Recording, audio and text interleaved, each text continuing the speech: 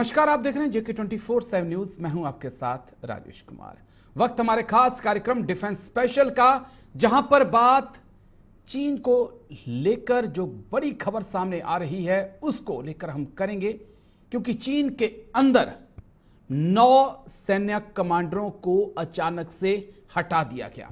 इसके पीछे की कहानी क्या है? शी जिनपिंग का सपना है कि 2050 तक पीएलए को दुनिया की सबसे मजबूत सेना बनाना है, दुनिया पे राज करना है। लेकिन लगातार चाहे रक्षा मंत्री हो, चाहे चीन के जनरल्स हो, गायब हो रहे हैं। इसके पीछे की वजह क्या है, उसे आज एक्सपर्ट से समझने की कोशिश करेंगे। और जिस राह पे जिनपिंग चल पड़े हैं, क्या वो राह एक बिल्कुल तानाशाह की तरफ उन्हें ले जाती है? साथ ही साथ म्यांमार को लेकर भी चर्चा करने वाले हैं, क्योंकि म्यांमार से एक बार फिर से 150 के आसपास फौजी भारत पहुंचे, असम राइफल से शरण मांगी और आम लोगों का भी मिजोरम आने का सिलसिला जारी है। भारत क्या कर सकता है? चीन कैसे म्यांमार के अंदर डबल गेम खेल रहा है और क्यों म्यांमार को चीन बॉयल रखना चाहता है, इसे भी आगे आज चर्चा में समझने की हम कोशिश करेंगे। मैं बात लाल सागर को भी लेकर होगी, क्योंकि हूती ने कह दिया है कि हम अमेरिका के लिए तैयार हैं और अमेरिका चाहे तो 2-2 हाथ हो जाए। लेकिन शुरुआत बड़ी खबर के साथ। चीन की सेना में सब कुछ ठीक नहीं चल रहा। बड़ी खबर, जिनपिंग ने 9 टॉप कमांडर्स को किया बर्खास्त। पीएलए कमांडरों पे लगे थे भ्रष्टाचार के आरोप। जिनपिंग के वर्ल्ड क्लास आर्मी के सपने का क्या होगा? बड़ा सवाल। चीन की सेना में सब कुछ ठीक नहीं चल रहा। जिनपिंग ने 9 टॉप कमांडर्स को किया बर्खास्त। पीएलए कमांडर पे लगे भ्रष्टाचार के आरोप। जिनपिंग के वर्ल्ड क्लास आर्मी के सपने का अब क्या होगा? बड़ा सवाल। चीन की सेना में सब कुछ नहीं चल रहा ठीक। जिनपिंग के ने 9 टॉप कमांडर्स को हटा दिया है। उनके ऊपर भ्रष्टाचार के आरोप लगे हैं। चीन की सेना में सब कुछ ठीक नहीं है। शी जिनपिंग ने 9 टॉप कमांडर्स को बर्खास्त किया। पीएलए कमांडर्स पे लगे भ्रष्टाचार के आरोप। जिनपिंग के वर्ल्ड क्लास आर्मी के सपने का क्या होगा? बड़ी खबर आपको बता दें, चीन की सेना में सब कुछ ठीक नहीं चल रहा।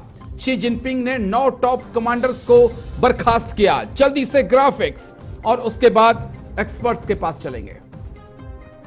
पीएलए में सब कुछ ठीक नहीं, 9 वरिष्ठ जनरल्स को बर्खास्त कर दिया गया। रॉकेट फोर्स के 3 कमांडर शामिल, 4 ऐसे जनरल जो खरीदते थे हथियार, यानी कि पीएलए के लिए हथियार खरीदने की जिम्मेदारी जिनके ऊपर थी, उनमें 4 ऐसे जनरल थे जिन्हें बर्खास्त कर दिया गया है। चीन की रॉकेट फोर्स में जमकर भ्रष्टाचार की खबरें। पीएलए कमांडरों ने जिनपिंग को दिया झटका। 2050 तक जिनपिंग बनाना चाहते थे वर्ल्ड क्लास आर्मी। कई और अधिकारियों पर अभी एक्शन हो सकता है। जिनपिंग ने रक्षा मंत्री को हटाकर गायब कर दिया है। विदेश मंत्री गायब हो चुके हैं। 9 जनरल्स के ऊपर एक्शन हो चुका है। अब समझना यह है कि आखिरकार चीन के अंदर चल क्या रहा है, शी जिनपिंग किस तरफ चीन को ले जाना चाहते हैं और भारत को कितना सजग रहने की जरूरत है। 2 खास मेहमान चर्चा में। ब्रिगेडियर विनोद दत्ता सर हमारे साथ जुड़ चुके हैं। बहुत बहुत शुक्रिया सर। जय हिंद। सबसे पहले जय हिंद। जय हिंद। डॉक्टर राम श्रीवास्तव विदेश मामलों के जानकार हैं। बहुत बहुत शुक्रिया डॉक्टर राम। जय हिंद सर आपको भी। जय हिंद। शुक्रिया डॉक्टर राम समय देने के लिए। ब्रिगेडियर विनोद दत्ता सर, एक साथ में 9 कमांडर को बर्खास्त कर देना, आपके रक्षा मंत्री का गायब हो जाना, विदेश मंत्री का गायब हो जाना, किस एंगल से हम चीजों को देखें? क्या वाकई में पीएलए के अंदर इतना भ्रष्टाचार हो चुका है कि तमाम टॉप कमांडर्स ने दीमक की तरह पीएलए को अंदर से खोखला कर दिया और शी जिनपिंग दुनिया को आंखें दिखाते रह गए? सर हाँ बिल्कुल राजेश जी, देखिए भ्रष्टाचार तो एक ऐसा मुद्दा है जो चीन के, चाहे आप सीपीसी लें चाहे आप पीएलए लें, वो काफी मात्रा में वहां देखा जा रहा है। और अगर आप ये देखें कि जितने भी शीर्ष कमांडर हैं, अगर उनके 9 कमांडरों को उन्होंने बर्खास्त किया है, तो यकीन, और उसमें से 4 खासकर जो उनकी खरीद फरोख्त होती थी या जो उनके परचेज डिपार्टमेंट से डील करते थे, क्योंकि जितने भी बिग टिकट जो ट्रांजैक्शंस हैं या जो आपके डील्स होती हैं वो डिफेंस में होती है। तो इन सब चीजों में क्योंकि वो लिप्त पाए गए थे, और लोगों को ये पता होना चाहिए कि साहब चाइना में बस एक ही पॉलिसी काम करती है, या तो कहते हैं ना शीजिंग का, या तो माई वे या हाईवे। ओके। तो या तो आप उनके साथ हैं और you are not with him. तो ये सब चीजें देखते हुए, और देखिए चीन जिस तरह से चारों तरफ से घिरता जा रहा है, जिस तरह से उसकी इंपीरियलिस्टिक डिजाइन्स को लोगों ने क्लिप कर दिया है, वो ये चाहता है कि जो उसकी टॉप हियरार्की है उसको उसमें रीजिक किया जाए। जो डिफेंस मिनिस्टर थे 29 अगस्त से वो गायब थे और उनका कोई पता नहीं था, और अब जो उनके जो नेवल चीफ थे उनको डिफेंस मिनिस्टर बनाया गया है, और खासकर उन्होंने ईस्टर्न थिएटर कमांड में अपनी सेवाएं दी हैं अधिकतर।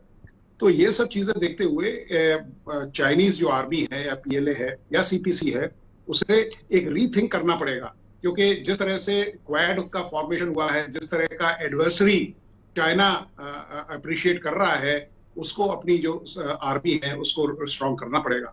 हालांकि उसकी नेवी सबसे बड़ी है, करीब 352-353 वेसल्स है उसके पास, लेकिन अगर 2050 तक वो अगर चाहता है सुपर पावर का दर्जा, तो उसको अपने इस तरह से जो वीडिंग आउट है वो करनी पड़ेगी।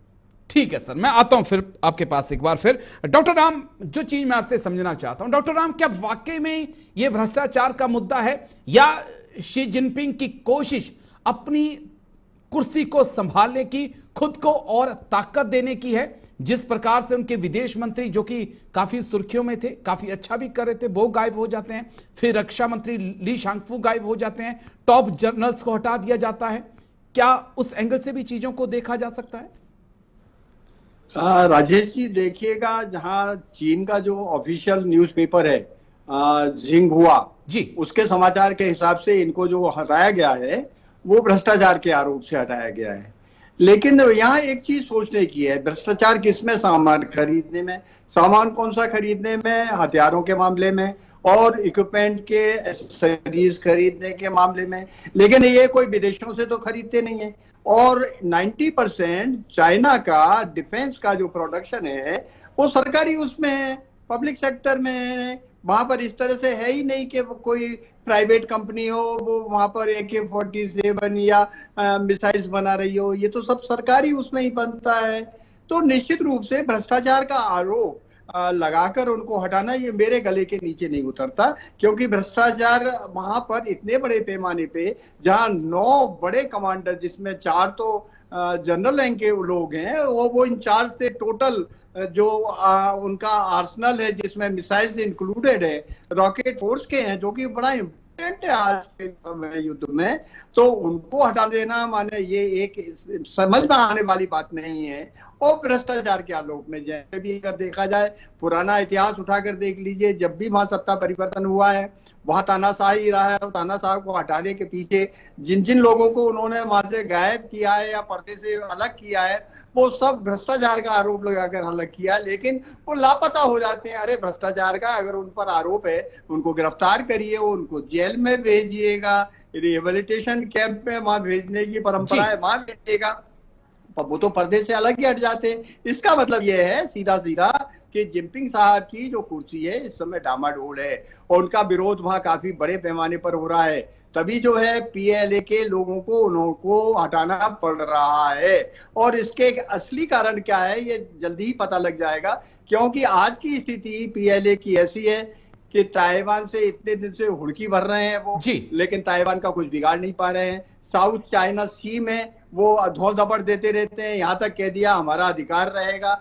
अरे अधिकार रहेगा, इंटरनेशनल वाटर में काहे का अधिकार रहेगा? और वो पूरी तरह से जो है हुड़की भरने के अलावा अभी तक कुछ नहीं कर रहे हैं। इसका मतलब उनके नीचे की जमीन गीली है, और उस गीली जमीन को सुखाने के लिए उन्होंने इस तरह से फेरबदल किए हैं। और रक्षा मंत्री, डिफेंस मिनिस्टर, विदेश मंत्री, ये इतने बड़े पद होते हैं, वहां के आदमी को हटाना समझ में आता है, विभाग बदलना समझ में आता है, लेकिन उनको गायब कर देना, इसका मतलब ये 8 या 9 जो भी अभी आते हैं, ये तो टेलर है, ठीक है, अभी पिक्चर बाकी है। चलिए मैं आता हूं सर, फिर आता हूं आपके पास। ब्रिगेडियर विनोद दत्ता सर, जो चीज मैं अब आपसे समझने वाला हूं वो भारत के लिहाज से, और शायद बहुत जरूरी सवाल हो जाता है कि अगर चीन 2050 तक सुपर पावर बन जाता है तो भारत के साथ रिश्तों पर क्या असर पड़ेगा, और अगर चीन जो फिलहाल दिखाई पड़ रहा है कि एक फेलियर की तरफ उसकी अर्थव्यवस्था जा रही है, और अगर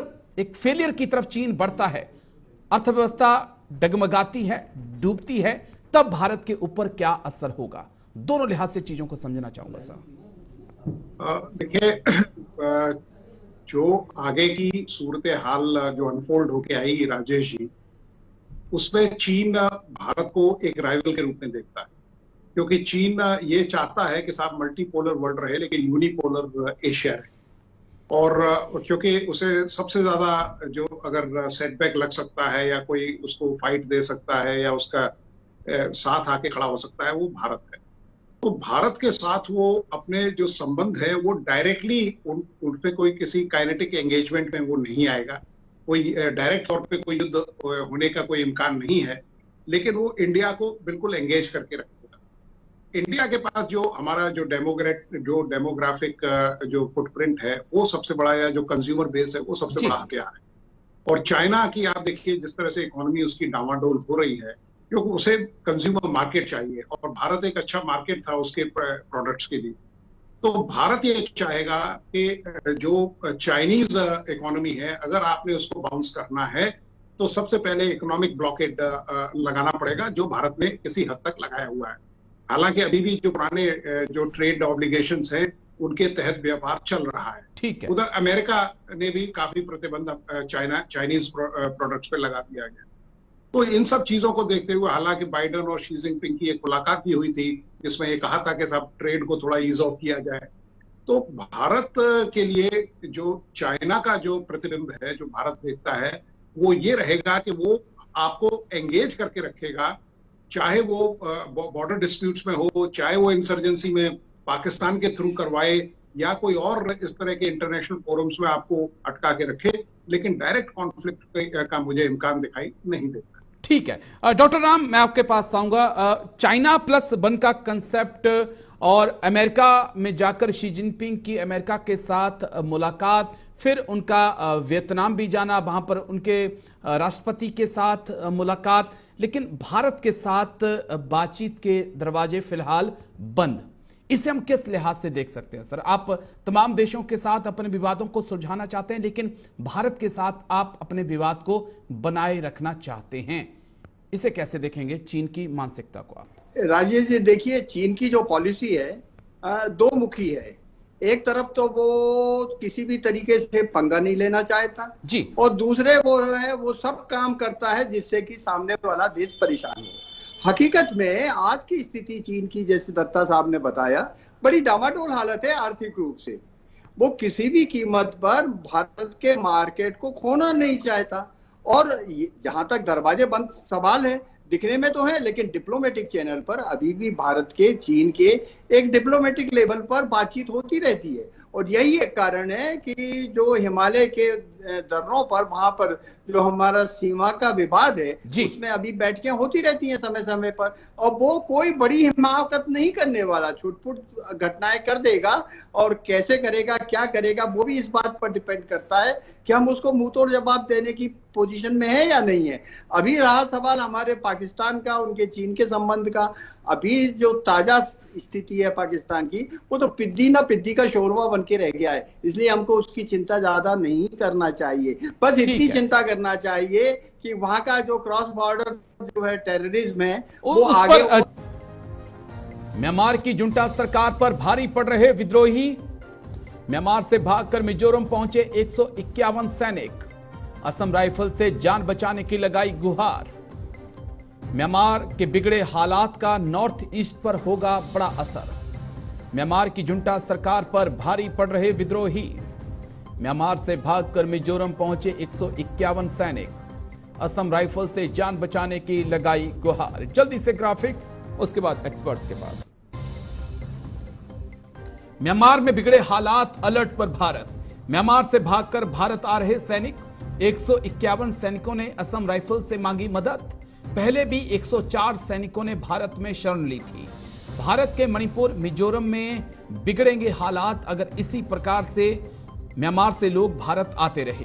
कुकी मैतेई के साथ म्यांमार के काफी अच्छे संबंध हैं। म्यांमार सेना पर भारी 3 ब्रदरहुड अलायंस, जिसमें अराकान आर्मी भी शामिल, सेना और विद्रोहियों को मदद कर रहा चीन। भारत के लिहाज से ब्रिगेडियर विनोद दत्ता सर, इसे समझना बहुत जरूरी है। एक और हमारा पड़ोसी जो बहुत परेशान इस वक्त, म्यांमार की बात मैं कर रहा हूं, जब से जुंटा सरकार आई वो चाहते हैं कि हम लोकतंत्र को नहीं आने देंगे, लेकिन आन सान सूची के जो समर्थक हैं उन्होंने हथियार उठा लिए हैं। हालात ऐसे हैं कि लगातार फौज सरेंडर कर रही है। भारत, म्यांमार के लोग आ चुके हैं और अब सैनिकों का भी आने का सिलसिला जारी है। भारत के लिहाज से हम कैसे देख सकते हैं जब कुकी मैतेई की जंग जो है भारत के अंदर कई महीनों से चल रही है और कई लोगों को हम खो चुके हैं। सब देखिए, म्यांमार का जो बॉर्डर है अगर आप देखें तो ये करीब ये पूरी तरह से पोरस है। और अगर आप तारीख में भी जाएं तो आप ये देखेंगे कि खासकर वहाँ जितने भी आपने सिक्योरिटी स्पेक्ट्रम या सर्विलेंस स्पेक्ट्रम इक्विपमेंट्स लगा रखे हैं वो काम नहीं करते हैं, बिकॉज वो लो हिल्स है और जंगल टेरेन है। और इसका फायदा उठाते हुए वहाँ काफी जो क्रॉस बॉर्डर टेररिज्म है या क्रॉस बॉर्डर जो मतलब इंट्रूजन्स है वो काफी होती है। और जिस तरह से अगर आप देखें कि अगर म्यांमार में जो मिलिट्री जुंता है, आप देखें 1962 से लेके वो करीब 2007 या 8 तक रहे, उसके बाद फिर 2021 तक 2012 तक रहे और 2021 से फिर वहां मिलिट्री शासन है। तो वहां की जो फौज है वो भी परेशान आ चुकी है। और खासकर अगर आपने जैसे बताया था कि भाई वहां की जो आंग सू की जो समर्थक हैं वो सड़क पे आ गए हैं, उन्होंने विद्रोह करना शुरू कर दिया है। तो उनके देखिए ऐसा नहीं है कि बिल्कुल क्योंकि वहां मिलिट्री रूल है तो ये नहीं है कि उनके सपोर्टर्स नहीं है। तो अब वो उनके जो सपोर्टर्स हैं वो सरकार के खिलाफ खड़े हो गए हैं और वो ये देखते हैं कि भारत में एक सेफ हेवन उनको मिल सकता है, इसीलिए वो असम राइफल से गुहार लगा रहे हैं। पहले भी करीब 104 जवान इस तरफ आए थे, लेकिन भारत को इस पे एक पैनी नजर रखनी पड़ेगी, क्योंकि हम नहीं चाहते कि साहब वो सन 71 वाला जो रिफ्यूजी क्राइसिस है वो दोबारा भारत में हो। और इसमें हो सकता है चीन का भी इसमें कोई हाथ हो, क्योंकि चीन ये चाहता है कि जिस तरह से वेस्टर्न बॉर्डर्स हमारे एक तरह से डिस्टर्ब्ड हैं, वो ये चाहता है कि नया फ्रंट यहाँ ईस्ट में खोला जाए, जहां से वो म्यांमार में अपने बेस रख के इंसर्जेंसी को बढ़ावा दे। और जो अब मणिपुर में हालात आप देख रहे हैं, ये जो बाकी के नॉर्थ ईस्ट, अभी देखिए आसाम बड़ी मुश्किल से शांत हुआ है, अभी उल्फा का एग्रीमेंट साइन हुआ है। और तो भारत को चाहिए कि इस पे एक कड़ी नजर रखे और अपने जो इंटेलिजेंस एजेंसीज हैं वो अपनी जो इंटेलिजेंस है वो गैदर करके सरकार को सही रिपोर्ट सौंपे, जिससे ये एक्शन लिया जा सके कि भाई किसको आने देना है, किसको नहीं आने देना है। मैं एक चीज जो जल्दी से आपसे समझना चाहता हूं ब्रिगेडियर विनोद दत्ता, उसके बाद मैं डॉक्टर राम आपके पास भी आ रहा हूं कि जिस प्रकार से अब 151 या 104 जो सैनिक भारत आए हैं, क्या हम इस एंगल से भी चीजों को देखें कि जो सेना है, सैनिक हैं, उनका झुकाव भी कहीं ना कहीं लोकतांत्रिक सरकार के साथ है या विद्रोहियों के साथ है? वो नहीं चाहते कि लड़े, वो चाहते हैं कि जुंटा सरकार जो तानाशाह है वो हटे और फिर वैसी स्थापना शासन की हो जैसे पहले लोकतांत्रिक शासन देश में चलता था। इस लिहाज से चीजों को देखा जा सकता है। देखिए, म्यांमार भी भारत का हिस्सा रहा है और आज का जो चाहे वो सैनिक है या सैनिक है, वो ये देखता है कि इंटरनेशनल, आजकल देखिए you are like a global village, और आप वो देख रहे हैं कि साहब भारत में किस तरह का डेवलपमेंट है, किस तरह की शांति है, किस तरह से लोग वहाँ अपना जीवन व्यतीत कर रहे हैं। कोई भी मिलिट्री सरकार हो, आप पाकिस्तान देख लीजिए, हालांकि कहने को तो वहाँ जमहूरियत है लेकिन वो तो बिल्कुल मिलिट्री के साए में पल रहे हैं। ऐसे ही आप म्यांमार में देख लीजिए, तो लोग वहां परेशान हैं। वो ये चाहते हैं कि साहब कोई ऐसा देश वो हो जो उनको इस तरह की शरण दे या उनको अपने संरक्षण में ले। तो ये सब चीजें देखते हुए उनका झुकाव भारत की तरफ है, क्योंकि भारत में देखिए हर चीज को मेरिट पे कंसीडर किया जाता है, हर हर हर इंसान को बोलने की आजादी है, उसके एक्शंस की आजादी है, लेकिन यहाँ कोई भेदभाव नहीं देखा जाता है। तो ये सब चीजें देखते हुए जो हमारे पड़ोसी हैं उनका झुकाव है।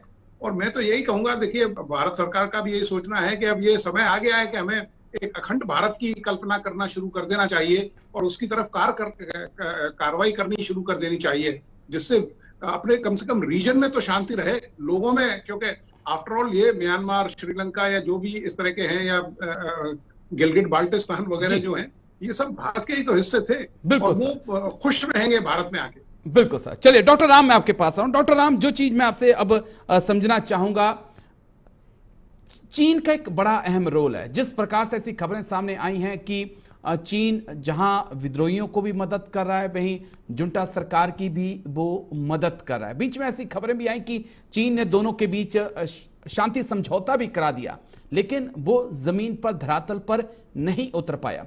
चीन की भूमिका को कैसे आप म्यांमार के अंदर देखेंगे, क्योंकि कोको आइलैंड वो हिस्सा जो म्यांमार का था, लेकिन चीन वहां पर मौजूद है। किस प्रकार से देखें सर, और हमारी एक्ट ईस्ट पॉलिसी कहां पे है सर?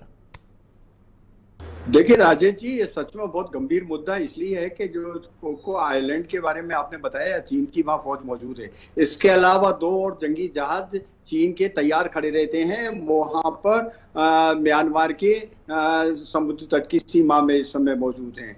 इससे ये पता लगता है कि चीन का भविष्य में क्या इरादा है, ये आज की तारीख में कोई भी समझ सकता है। हकीकत में अभी जो वहां पे झड़पें चल रही हैं और जो विद्रोही आंदोलन कर रहे हैं, हिंसक आंदोलन कर रहे हैं, उसमें 5 विभिन्न दल हैं, जिसमें 3 को पूरी की पूरी तरह से समर्थन और सहायता और मदद और पूरे के पूरे हथियार सप्लाई चीन द्वारा किए जा रहे हैं। और 2 ऐसे हैं जो कि पढ़े लिखे लड़कों के, बच्चों के, यंग पुरुषों के, जो कि जिनके गांव जला दिए जा रहे हैं, उन सब ने हथियार उठा लिए हैं।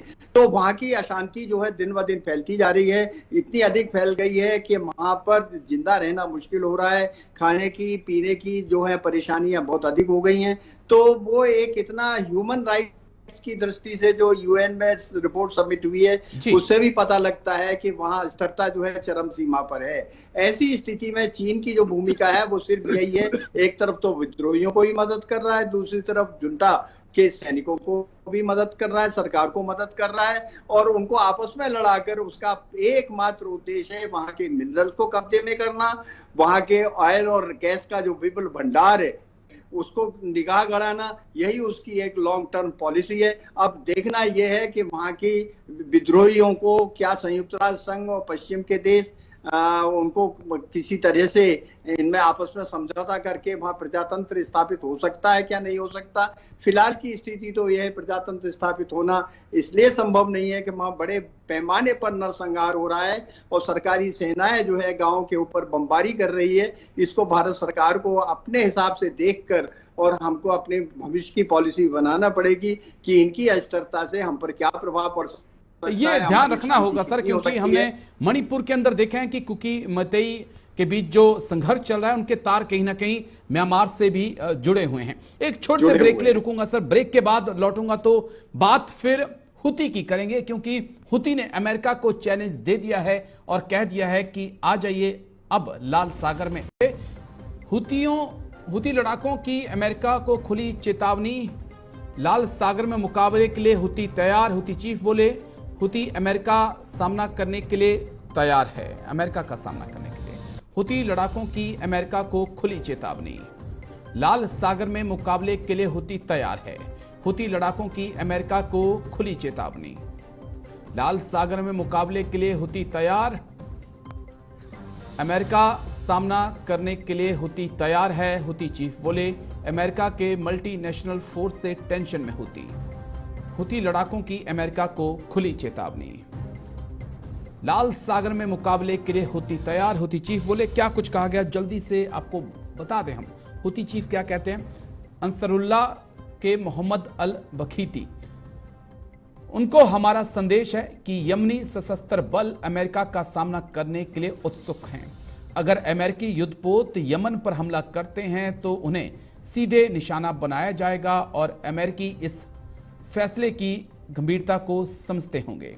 उन्होंने कहा कि जिस तरह से यमन ने अमेरिकी गठबंधन के खिलाफ नैतिक लड़ाई जीती, उसी तरह अगर उस पर हमला हुआ तो वो कोई भी सैन्य लड़ाई जीतेगा। तो ये बयान ब्रिगेडियर विनोद दत्ता सर कैसे हम देखें? 20 देशों का एक अलायंस जो हुती के खिलाफ निपटने के लिए अब एक्टिव हुआ है रेड सी में, और हुती कहता है कि हम अमेरिका के लिए तैयार हैं। क्या वाकई में हुती और अमेरिका के बीच ऐसे हालात बन सकते हैं? क्योंकि आज भी खबर आई कि कई ड्रोन और रॉकेट्स को अमेरिका ने मार गिराया है जो युद्ध पोत की तरफ भेजे गए थे, फायर किए गए थे। देखिए, ये हुती की लैंग्वेज नहीं है, ये हुती का जो हुंकार है वो नहीं है, क्योंकि इसमें यकीनन कुछ ऐसी शक्तियां हैं जो अमेरिका को एक तरह से ट्रिगर करना चाहती हैं या उसको उकसाना चाहती हैं। और अमेरिका बिल्कुल ये जानता है, क्योंकि अमेरिका के बिल्कुल कहते हैं ना, दोनों हाथों मतलब they have got hands full. तो अमेरिका अपना जो रेस्ट्रेंट है, आपने देखा होगा पहले भी एक पानी के जहाज पे हमला किया था जी। तो ये इस तरह की उम्मीद और तवक्को की जा रही थी कि अमेरिका रिटेलिएट करेगा, लेकिन अमेरिका ने अपना जो सेल्फ कंट्रोल था उसको बना के रखा। और अब अगर इस तरह की कोई वारदात और दोबारा होती है तो हुती को ये पता नहीं है कि साहब जो हमास का हाल हुआ है उससे ज्यादा बदतर हाल हुती का अमेरिका कर देगा। और जिस तरह से ये बाकी के देश अगर इकट्ठे हुए हैं तो ये यकीनन एक संदेश है कि भाई अगर इनकी जो एडवांसेस है या जो मिस एडवेंचर्स है, अगर इनको आज न रोका गया तो ये एक जो सी लाइंस ऑफ कम्युनिकेशंस है या जो आपके जो आपका ट्रेड है, मैरीटाइम ट्रेड, उसके लिए एक बहुत बड़ा खतरा बन जाएंगे। भारतीय नौसेना ऑलरेडी डीप सीज में जा चुकी है और अपने जहाजों की सुरक्षा कर रही है। अमेरिकन नेवी ऑलरेडी वहां है। तो अमेरिका को अगर इन्होंने थोड़ा और उकसाया तो ये जो इसका जो प्रारूप है इस युद्ध का, वो थोड़ा सा बड़ा रूप ले लेगा, जो विश्व के लिए कोई बहुत अच्छी बात नहीं। ठीक है सर, मैं आता हूं आपके पास, फिर आऊंगा। एक और जहन में सवाल है वो समझूंगा मैं आपसे मिलिट्री के लिहाज से। लेकिन डॉक्टर राम, कैसे हम देखें हुती ईरान का समर्थन, ईरान सऊदी को परेशान करने के लिए यमन में हुती को खड़ा करना और सऊदी का जो अमेरिका अलायंस बनाता है उसमें शामिल हो जाना, हुती की चेतावनी, क्या वाकई में हुती इस जंग को बढ़ाना चाहता है या ईरान जो है वो चाहता है कि अमेरिका एक मोर्चे में और फंस जाए खोलकर? कैसे देखें सर? दत्ता साहब ने जो बात कही है मैं उससे पूरी तरह सहमत हूँ। राजेश जी देखिएगा, हुती तो एक सामने आने वाला मुखौटा है। असली इसके पीछे के जो खिलाड़ी हैं, जो शिया समुदाय का अपने आप को दुनिया का ठेकेदार समझता है, ईरान है। और वो खुलकर तो मैदान में उधर हिजबुल्लाह की तरफ से इधर हुती को भड़काकर उनको आर्म सप्लाई करके वो उकसाता रहता है, जिससे किसी भी कीमत में अमेरिका मैदान में कूद जाए। और इसमें चीन का भी बहुत महत्वपूर्ण रोल है। आपने देखा होगा चीन के जो पहले जिन विदेश मंत्री को बर्खास्त कर दिया गया था वो सऊदी अरब आए थे। और इनका एक ही जोर है, वो ये है डिप्लोमेटिक चैनल में जो समाचार है कि आप अमेरिकी डॉलर को इंटरनेशनल करेंसी बंद करिए, आपके रियाल को और दूसरे जो आपके पास विपुल भंडार है सोने का उसका उपयोग करके और ये करेंसी अपनी इंटरनेशनल करेंसी करिए। और इसके पीछे रूस की भी मंशा यही है। ये युद्ध केवल हथियारों का नहीं दिख रहा, यह डिप्लोमेटिक युद्ध भी है और इसके पीछे जो है आर्थिक कारण सबसे बड़े हैं। और मेरा जहां तक विचार है, अभी फिलहाल हुतों के आतंकवादी जो कुछ भी हमला कर रहे हैं उन जहाजों पर कर रहे हैं जिनका लेना देना सीधा इजराइल से है। लेकिन निकट भविष्य में अगर उनकी लगाम नहीं कसी गई, उनके अगर नट बोल्ट नहीं कसे गए, तो ये निश्चित मान के चलिएगा अंतरराष्ट्रीय जो व्यवसाय है, व्यापार है समुद्री मार्ग पर, उस पर काफी असर पड़ेगा। हालांकि हुती ने कहा है कि लाल सागर को सच में आदमियों के खून के लाल रंग से रंग देंगे, पर उसमें कोई ताकत नहीं है। निश्चित मानिएगा ये सब गीदड़ भभकियां हैं और निकट भविष्य में जहां 2-4 मिसाइल गिरी हुती अपने आप घुटने टेक देगा। ठीक है। ब्रिगेडियर विनोद दत्ता सर, एक आखिरी सवाल और बड़ा अहम सवाल जो मैं समझना चाहूंगा। जिस दिन INS इम्फाल को लॉन्च किया गया, रक्षा मंत्री वहां पे थे, नेवी चीफ भी थे, तो नेवी चीफ ने कहा कि हाँ, रेड सी में हर दिन एक ड्रोन अटैक जो है भारत आने वाले जहाजों पे हो रहा है। उसके बाद 3 वॉरशिप जो है उन्हें भेज दिया जाता है। जो अहम पॉइंट मैं समझना चाहूंगा आपसे कि अमेरिका भी 20 देशों के साथ अलायंस करता है, लेकिन भारत उसमें शामिल नहीं होता। भारत अलग से अपने 3 वॉरशिप को भेजता है। उसे किस लिहाज से देखें? क्या हम अमेरिका के साथ वहां पर मिलकर काम नहीं कर सकते थे? अलग रहकर काम करने का फैसला क्यों किया गया सर?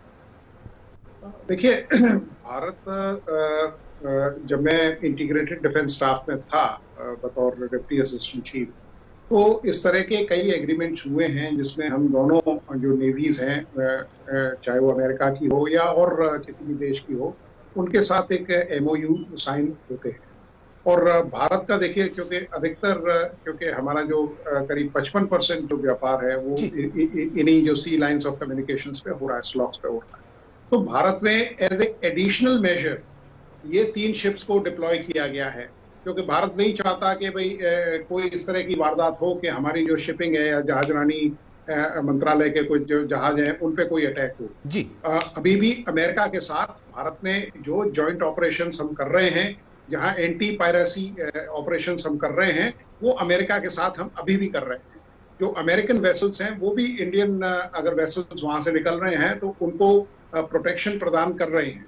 तो वो जो अंडरस्टैंडिंग है इंटरनेशनल लेवल पे वो बरकरार है, लेकिन ये एडिशनल प्रिकॉशंस लिए हैं भारत ने, क्योंकि हूती की जिस तरह से इस तरह की जो रिपोर्टिंग आई है या जिस तरह से उसकी इंटेलिजेंस आई है जी, तो भारत नहीं चाहता कि कोई इस तरह की वारदात हो, तो भारत ने एज एडिशनल प्रिकॉशनरी मेजर इसको लिया है। बस एक आखिरी सवाल डॉक्टर राम, 1 मिनट मेरे पास। डॉक्टर राम, क्या ईरान को सेंटर में रख के हमने फैसला लिया है ताकि ईरान को एक गलत संदेश ना जाए कि हम उसके खिलाफ अमेरिका के साथ हैं? सर देखिए, भारत की विदेश नीति तो बहुत सिंपल है। वो ना तो ईरान के विरुद्ध है, ना वो किसी भी तरह से यमन के विरुद्ध है। मानवीय आधार पर हम सबको सहायता दे, लेकिन हिंसा के मामले में हम किसी के भी साथ नहीं है, वो चाहे अमेरिका हो चाहे रूस हो। यही कारण है पुतिन साहब ने भी भारत की विदेश नीति की तारीफ की है, विशेषकर हमारे मोदी साहब की, और उन्होंने तो स्पष्ट शब्दों में कह दिया है कि वो अपने राष्ट्र हितों को सबसे पहले देखते हैं। वो अपने दृढ़ निश्चय पर इतने पक्के हैं कि उनको कोई अपने पक्ष में नहीं कर सकता है। तो ये दुनिया के सभी लोग जानते हैं। उसी पॉलिसी के अंतर्गत हम निष्पक्ष होकर बिना किसी संगठन को ज्वाइन किए हुए या अपना काम करते हैं। चलिए, बहुत बहुत शुक्रिया आप दोनों खास मेहमानों का। ब्रिगेडियर विनोद दत्ता सर, बहुत बहुत शुक्रिया। डॉक्टर राम, आपका बहुत बहुत शुक्रिया मेरे साथ खास चर्चा में जुड़ने के लिए, तमाम पहलुओं को इतनी बारीकी से समझाने के लिए। तो डिफेंस स्पेशल में आज मेरे साथ इतना ही। कल फिर होगी मुलाकात। दीजिए इजाजत, नमस्कार।